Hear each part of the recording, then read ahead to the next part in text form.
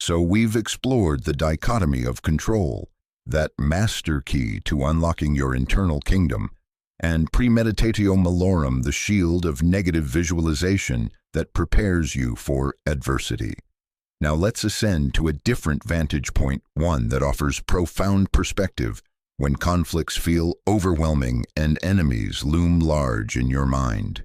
This is the practice Marcus Aurelius frequently employed, often referred to as the view from above, or the Platonic nook.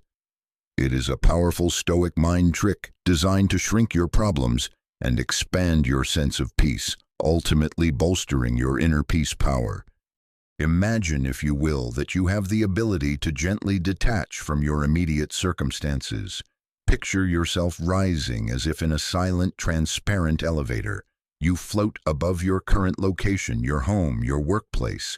See the building shrink beneath you. Continue to ascend. Now you see your neighborhood, the familiar streets and parks, becoming a patchwork quilt. Higher still, your entire city unfolds like a map, the bustling activity now reduced to tiny, distant movements. Keep rising. Your state, then your country, become visible, familiar shapes on a vast continent. Don't stop there. Ascend further until you see the beautiful, fragile sphere of our Earth, suspended in the black velvet of space. That pale blue dot, as Carl Sagan so poignantly described it. Take in the swirling clouds, the vast oceans, the continents devoid of political borders from this majestic height. But the journey isn't over. Now, from this terrestrial viewpoint, allow your consciousness to expand further outward. See our solar system, the Sun, a brilliant star with its family of planets, including our tiny Earth, orbiting in silent gravitational dance. Then zoom out again until our entire solar system is but one speck among the hundreds of billions of stars in our Milky Way galaxy, and then visualize our galaxy itself as just one of countless billions of galaxies each, a swirling island universe of stars, nebulae, and mysteries, stretching out across unimaginable cosmic distances, across unfathomable eons of time. Billions of years into the past, billions into the future. Now, from this truly cosmic perspective, from this view from above, gently bring your awareness back to that problem, that conflict, that enemy that was consuming your thoughts just moments ago. Where is that insult now? Where is that office squabble, that online argument, that perceived slight from a family member? In the grand, sweeping, almost terrifyingly beautiful tapestry of existence on this cosmic scale, how truly significant are these fleeting human dramas? Marcus Aurelius constantly engaged in this mental exercise to maintain his perspective amidst the immense pressures of ruling the Roman Empire. He would write to himself in his meditations reminders like, frequently consider the connection of all things in the universe and their mutual relations. For in a way, all things are interwoven with one another, and all are therefore friends of one another. And again, think of the universal substance of which you have a very small portion, and of universal time of which a short and indivisible interval has been assigned to you, and of that which is fixed by destiny, and how small a part of it you are. The purpose of this exercise, let me be clear, is not to diminish the reality of your pain or to invalidate your feelings. Your struggles are real to you in your human experience. Rather, the goal is to provide profound perspective. It's like looking at a complex modern painting. If you stand with your nose pressed against the canvas, all you see are chaotic dabs of paint, perhaps some jarring colors. But when you step back, when you take in the whole composition, you begin to see the patterns, the intent, the beauty, the meaning. The view from above allows you to step back from the canvas of your immediate problems. This cosmic zoom-out helps to drain the emotional venom from a situation. It reduces the perceived magnitude of the threat. It can expose the pettiness that often fuels human conflict, the inflated egos, both ours and those of our enemies, that get so easily bruised. When you see your struggles against the backdrop of galactic time and cosmic space, the intense burning urgency often begins to cool. It allows you to approach your problems with greater detachment, with more objectivity, and with a calmer heart. This detachment is absolutely crucial when your aim is to defeat enemies mentally, because it prevents them from occupying your entire mental landscape, from hijacking your emotional state.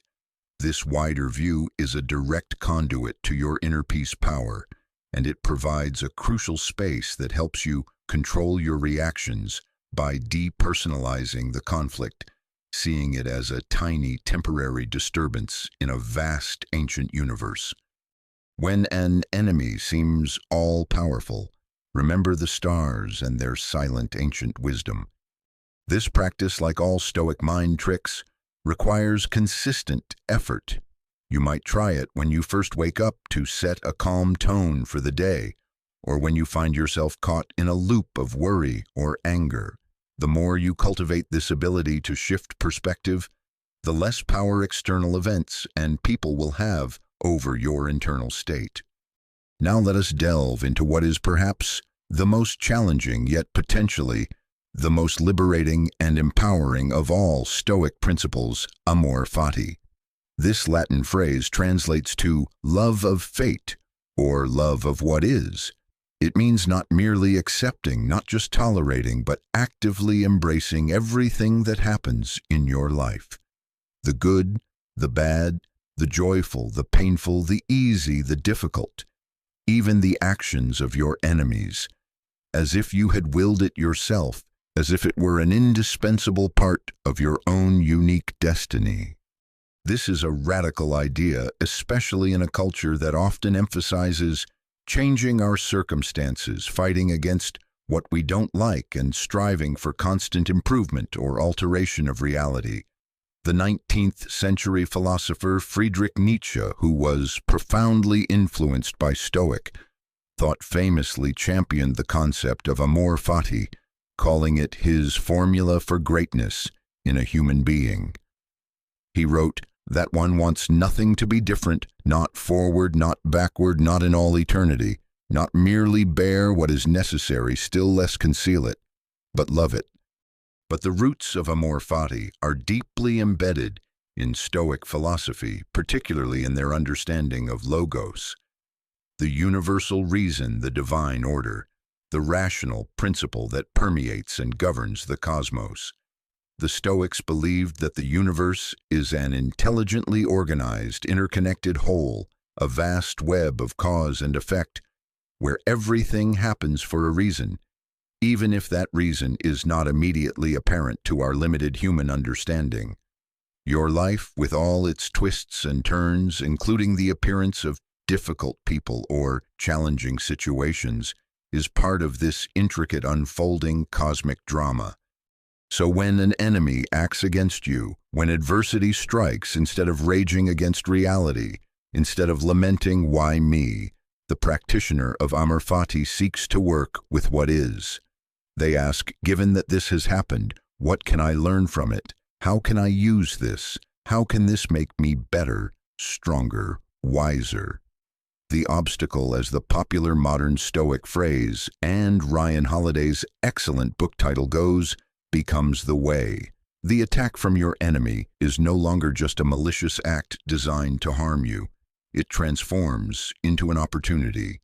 It becomes an unexpected curriculum for your soul, an opportunity to practice your Stoic mind tricks in a real-world scenario, an opportunity to exercise patience when you want to scream, an opportunity to show courage when you feel fear, an opportunity to apply wisdom when confusion reigns, an opportunity to act with justice even towards those who are unjust to you, an opportunity to strengthen your character, to forge resilience, to deepen your understanding of human nature, including your own.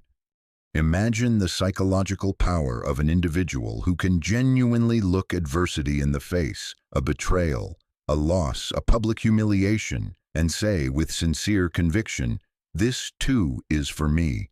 This is part of my path. I will not just endure this. I will use this. I will find the lesson, the strength, the growth hidden within this challenge.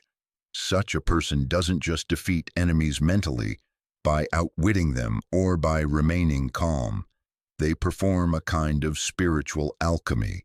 They transmute the base metal of negative experience into the gold of wisdom and inner strength. They are virtually unconquerable, not because nothing bad ever happens to them, but because they have decided that everything that happens, without exception, can serve their ultimate good, their journey towards virtue. This deep acceptance and active loving embrace of all of life's circumstances, including the painful ones, is arguably the pinnacle of learning how to control your reactions. Because if you truly love what is, if you see everything as a gift or a lesson, then what power does an external event or person have to truly disturb your core? Their actions become just another part of the fate you have chosen to love. This is the ultimate expression of psychological warfare, Stoicism against the disturbances of the world, because it renders external attacks fundamentally impotent to destroy your inner peace power. It's a declaration that says, no matter what you throw at me, I will find a way to make it serve me, to make it beautiful, to make it part of my strength. Of course, amor fati is not an easy practice. It's not about pretending that pain doesn't hurt or that injustice is somehow good in itself. It's about choosing your response to that pain, to that injustice on the deepest possible level.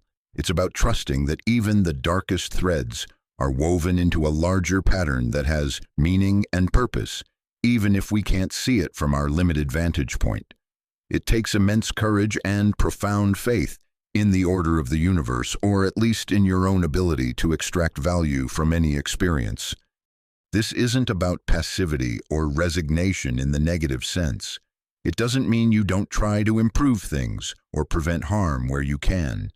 Stoics were often very active in public life. Marcus Aurelius was an emperor, Seneca a statesman. They acted, but they distinguished between their actions, which were up to them, and the outcomes of those actions, which were ultimately up to fate or the logos. They did their best, acted virtuously, and then accepted the results, whatever they might be, with equanimity and even love. This is the dance of Stoic action and acceptance. So we've explored these powerful internal tools, the dichotomy of control, premeditatio malorum, the view from above, and amor fati. These are the core components of your Stoic arsenal, the keys to unlocking your inner fortress. But now, let's step back for a moment and ask a rather provocative, perhaps even slightly unsettling question.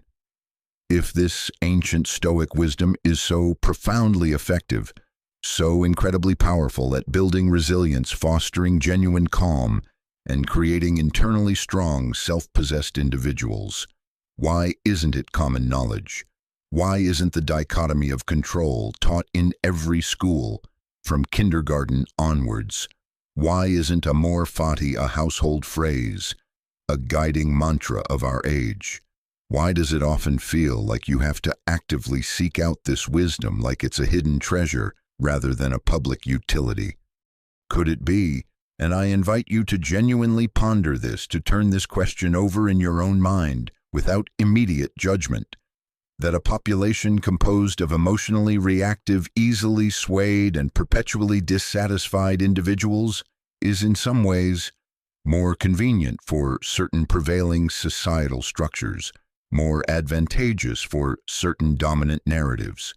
Pause for effect, allow the question to sink in. Consider the primary engines that drive so much of our modern American society. Consumerism, for instance. The entire multi-trillion-dollar advertising industry is largely predicated on creating or highlighting a sense of lack, a feeling of dissatisfaction with what you currently have or who you currently are, so that you will feel compelled to buy the next product, the next service, the next experience in the pursuit of a fleeting sense of happiness or fulfillment. This directly contradicts the Stoic ideal of finding contentment within, of cultivating an inner peace power that is independent of external possessions or achievements. An individual who is truly content, who has mastered their desires, is not an ideal consumer, are they? Think about the realm of political discourse, particularly as it plays out in our media landscape. It often relies heavily on stoking fear, on generating outrage, on fostering a sense of tribalism. Us versus them. Emotional reactivity is the fuel for much of this engagement. Complex issues are often reduced to simplistic, emotionally charged sound bites. The Stoic emphasis on reason, on objective analysis, on looking for the common humanity in others, what the Stoics called cosmopolitanism, or being a citizen of the world, is the very antithesis of this kind of divisive, emotionally driven rhetoric. An individual who can control your reactions, who approaches information with critical thought rather than immediate emotional assent, is far less likely to be swept away by waves of manufactured outrage or partisan fear-mongering. And what about the media itself in its broadest sense? The 24/7 news cycle, the endless scroll of social media feeds. Their business models often depend on capturing and holding your attention. And what captures attention most effectively? Often it's sensationalism, drama, conflict, novelty, and things that trigger strong emotional responses. Nuanced, deep reflection and calm discourse often don't generate the same number of clicks or views. An individual who has cultivated robust Stoic mind tricks is more likely to be selective about their information diet, less prone to doom scrolling, and less susceptible to the emotional hijacking that can come from constant exposure to alarmist or trivial content. Now, let me be very clear. I am not suggesting that there is some shadowy, smoke-filled room where a group of people are consciously plotting to suppress Stoic philosophy. That would be a crude and overly simplistic conspiracy theory. However, it is worth considering that the systems we have collectively built, the cultural currents that shape our daily lives, often inadvertently and sometimes quite deliberately, reward reactivity, impulsiveness, and external seeking while subtly discouraging the deep, patient, disciplined inner work that Stoicism demands. The path of the Stoic, the path of cultivating inner resilience and rational thought, is in many ways a quiet personal rebellion against this pervasive culture of emotional agitation and external validation. The true arena of psychological warfare Stoicism then might extend beyond your personal antagonists, beyond the difficult boss or the online troll. It might also involve a conscious, discerning engagement with the broader societal forces that subtly or overtly discourage you from finding and fortifying your own unshakable center. It's about reclaiming your mental sovereignty in a world that constantly vies for your attention and seeks to influence your emotional state for its own ends. What are your thoughts on this? It's a complex idea, and I don't propose to have all the answers. Do you see elements in our society, in our culture, in our institutions that seem to steer people away from this kind of profound self-mastery and inner peace? Or perhaps you see emerging trends that are pushing back in a positive direction.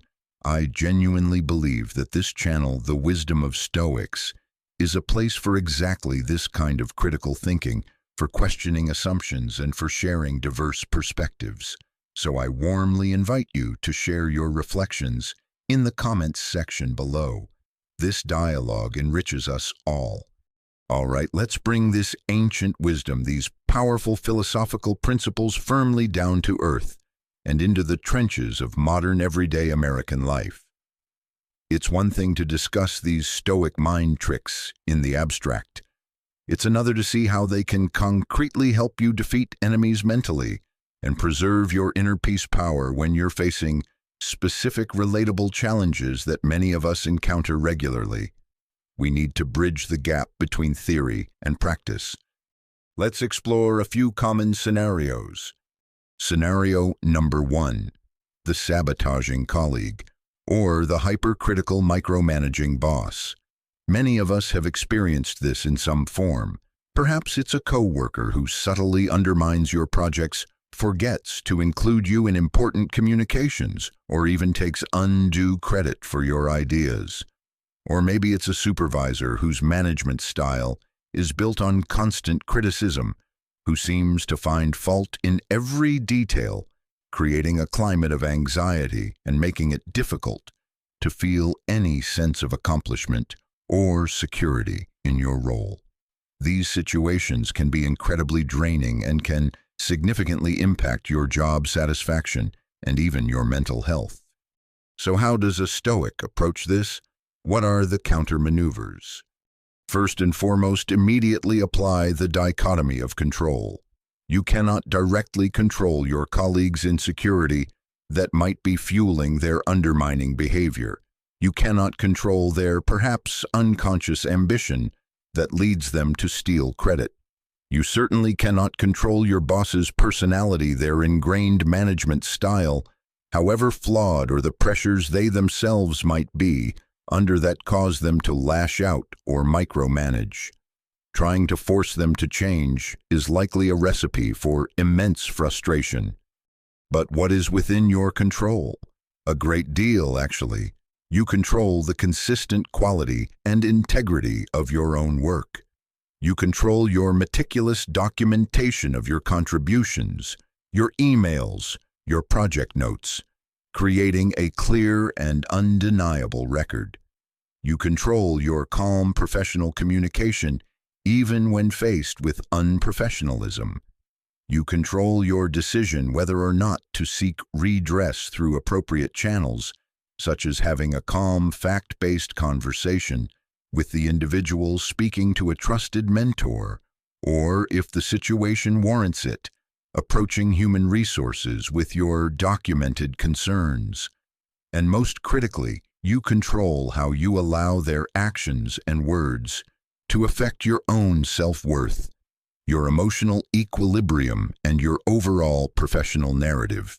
This is the absolute first step to being able to control your reactions in a toxic work environment. Next, employ premeditatio malorum. If you know you're dealing with a credit stealer, anticipate their likely moves. Before a major presentation or project submission, mentally rehearse how you will clearly and calmly assert your contributions at the appropriate moment, perhaps by saying, "as I outlined in my research phase," or "building on the data I gathered." If your boss is a chronic nitpicker, mentally prepare yourself for criticism before you even submit your work or enter a meeting. This doesn't mean expecting the worst in a fearful way, but rather being unsurprised by it. This allows you to focus on extracting any genuinely useful feedback that might be buried within the harsh delivery, while consciously discarding the purely emotional or unconstructive elements. You're not caught off guard, you're prepared. Then remember the Stoic emphasis on virtue as its own reward and as a powerful, albeit subtle, weapon. Continue to act with excellence, fairness, diligence, and professionalism, regardless of the provocations. Your consistent competence, your unwavering integrity, your refusal to be drawn into petty office politics or emotional dramas. This becomes a quiet but incredibly powerful form of psychological warfare Stoicism. It creates a stark contrast. Your calm professionalism highlights their pettiness or lack of leadership without you ever needing to explicitly point it out or sink to their level by engaging in similar behaviors. Over time, your character speaks for itself. And finally, try to adopt an amor fati perspective, as challenging as this may be. This difficult person, this toxic situation, is an unsolicited but potent opportunity to hone your Stoic skills. This colleague is giving you a live action workshop in patience and strategic communication in maintaining your composure under pressure. This boss is an unwitting trainer in resilience, in learning to detach your self-esteem from external validation, in finding motivation from within. You might not have chosen this teacher, but since they are here, you can choose to learn the lessons they are inadvertently offering. By consistently applying these Stoic mind tricks, focusing on what you control, mentally preparing for challenges, acting virtuously, and even finding ways to love the lessons inherent in the adversity, you refuse to be visibly angered, cowed, or derailed. You maintain your focus on your own actions and your own internal state. You subtly but effectively neutralize their power over your emotional well-being. They may seek a particular reaction of distress or submission from you. Instead, you offer them reasoned action and unshakable composure. This is how you cultivate your inner peace power, even in the midst of a challenging or even toxic work environment. You defeat enemies mentally by not allowing them to colonize your mind or dictate your peace.